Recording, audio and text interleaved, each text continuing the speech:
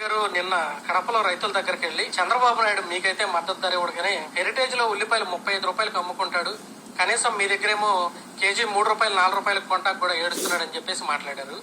మరి నిజంగా జగన్మోహన్ రెడ్డి గారు చేసినటువంటి వ్యాఖ్యలు వెనుకున్నటువంటి అర్థం ఏంటి? చంద్రబాబు నాయుడు గారు హెరిటేజ్ లో ఉల్లిపాయలు అమ్ముకుంటున్నారా? దీనికి మీరు జగన్మోహన్ రెడ్డి గారికి ఎటువంటి సమాధానం చెప్తారు? నమస్తే అన్న.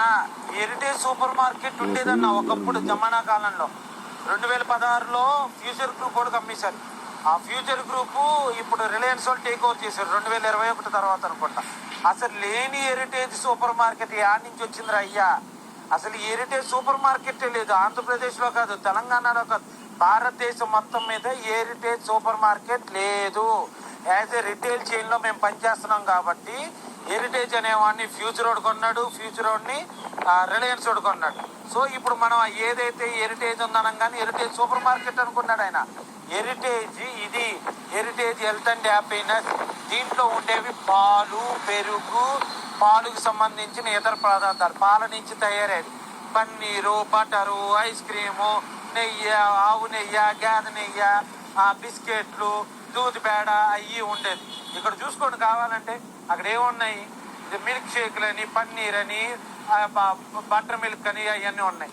ఏడైనా చూసుకుంటే ఏం కనపడుతుంది? ఉల్లిపాయలు, టమాటాలు, బంగాళదుంపలు ఏడైనా కనపడుతుంది? అసలు ఆయనకి ఉల్లిపాయలకి బంగాళదుంపలకి తేడా తెలియదు బేసిక్గా. ఆయన ఎర్రగా ఉన్నదల్లా ఉల్లిపాయ అనుకున్నాడేమో. అక్కడ ఎర్రమూత ఒకటి ఉంది, వెనకాల సోంపాపిడి ఉంది ఎర్రగా, దాన్ని ఉల్లిపాయ అనుకున్నాడేమో కొంప తీసి. అది ఉల్లిపాయ కాదురా, సోంపాపిడిరా అయ్యా. సోంపాపిడికి ఉల్లిపాయకి తేడా తెలియకుండా నువ్వు పులివెందుల ఎమ్మెల్యే ఎట్లా అయ్యావో మాకు తెలియదు, ముఖ్యమంత్రి ఎట్లా అయ్యావో తెలియదు, మాజీ ముఖ్యమంత్రి అయితే ఎట్లా అయ్యావో మాకు తెలుసు.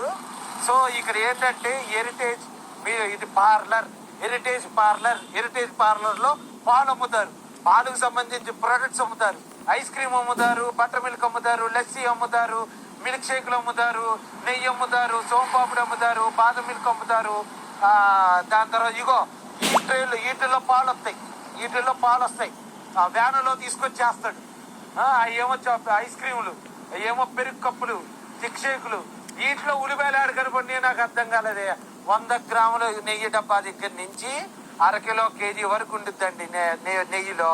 ఆ ఎర్రది కనపడిందంటే ఎర్ర చీర కట్టుకుందల్లా నా ఆవిడ అన్నట్టు ఎర్రది కనపడినా ఉల్లిపాయ అనుకుంటే ఎట్లాగా? హెరిటేజ్ లేదు స్వామి, 2016లో తీసేశారు. హెరిటేజ్ లో ఒకేలా వాళ్ళు అమ్ముకున్నా ఏం చేసినా అది హెరిటేజ్ అనేది షేర్లో ఉంది. ఆ షేర్ మార్కెట్ లో దాని ఉంది కాబట్టి ఆయన ఆస్తి ప్రతి సంవత్సరం నీలాగా దొంగలెక్కలు కాకుండా ఆ షేర్ మార్కెట్ ద్వారా ఎంత వచ్చింది, దీంట్లో ఎంత లాభం ఉంది, అన్ని